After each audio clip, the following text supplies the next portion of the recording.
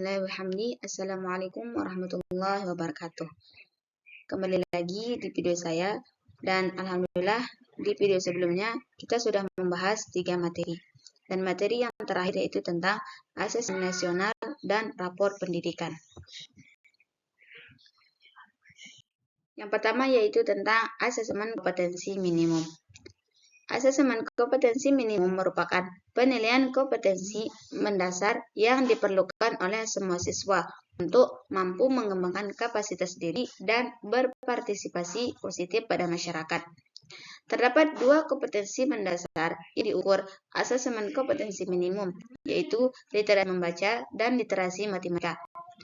Baik pada literasi membaca maupun numerasi, kompetensi yang dinilai mencakup keterampilan berpikir logis atau sistematis, keterampilan bernalar menggunakan konsep dan pengetahuan yang telah dipelajari, serta keterampilan memilah serta mengolah informasi.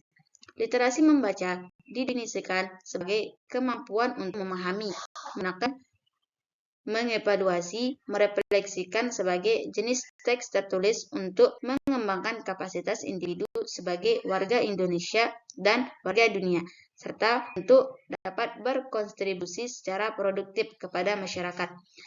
Literasi numerasi adalah kemampuan berpikir menggunakan konsep, prosedur, fakta, dan alat matematika untuk menyelesaikan masalah sehari-hari pada berbagai jenis konteks yang relevan untuk individu sebagai warga Indonesia.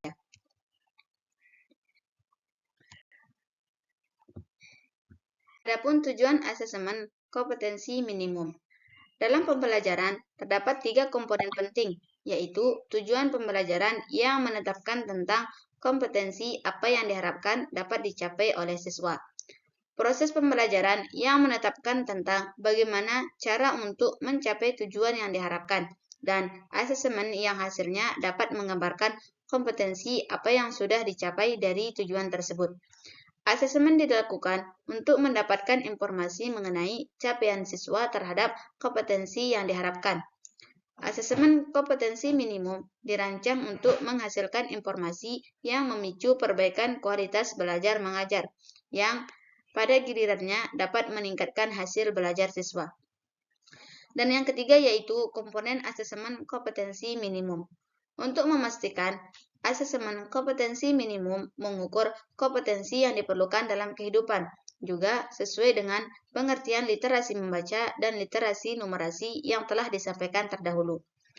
Soal asesmen kompetensi minimum diharapkan tidak hanya mengukur topik atau konteks tertentu, tetapi berbagai konteks dan pada beberapa tingkat proses kognitif.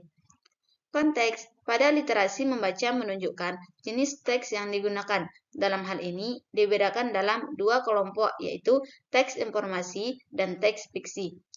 Pada numerasi konteks dibedakan menjadi 4 kelompok, yaitu bilangan, pengukuran, geometri, data, dan ketidakpastian, serta aljabar. Dan yang keempat yaitu laporan hasil asesmen kompetensi minimum. Hasil asesmen kompetensi minimum dilaporkan dalam 4 kelompok yang menggambarkan tingkat kompetensi yang berbeda. Urutan tingkat kompetensi dari yang paling kurang adalah perlu intervensi khusus, dasar, cakap, dan mahir. Dan yang kelima yaitu pemanfaatan hasil asesmen kompetensi minimum yang terdiri dari menguasai konten dan menguasai literasi dan numerasi. Dan yang ke B yaitu asesmen survei karakter. Asesmen survei karakter adalah asesmen yang dirancang untuk mengukur capaian peserta didik dari hasil belajar sosial emosional berupa pilar karakter untuk mencetak profil pelajar Pancasila. Profil pelajar Pancasila adalah beriman, bertakwa, berakhlak mulia, bernalar kritis, mandiri, kreatif, gotong royong, dan berkebinekaan global. Sasaran asesmen survei karakter adalah siswa di seluruh sekolah, tapi bersifat sampel dan dipilih secara random. Penilaian ini dapat memberikan informasi terkait kesiapan siswa dalam menghadapi kompetensi global dengan membawa karakter yang baik dan berperilaku sesuai dengan nilai-nilai yang terkandung dalam Pancasila.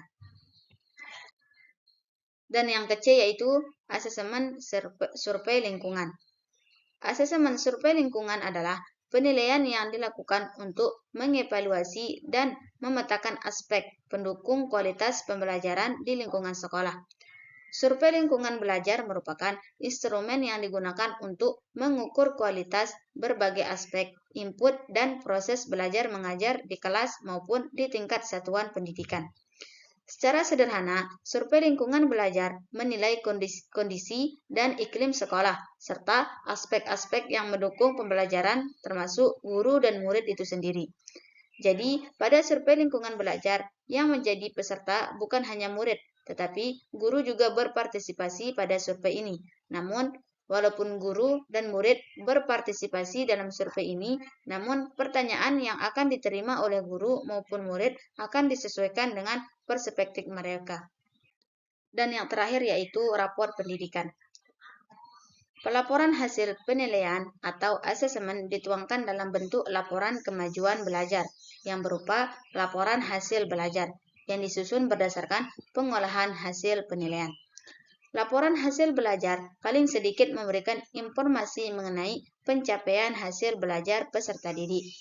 Pada pendidikan anak usia dini, selain memuat informasi tersebut, laporan hasil belajar juga memuat informasi mengenai pertumbuhan dan perkembangan anak. Satuan pendidikan perlu melaporkan hasil belajar dalam bentuk rapor, sebagaimana diuraikan pada prinsip asesmen di atas.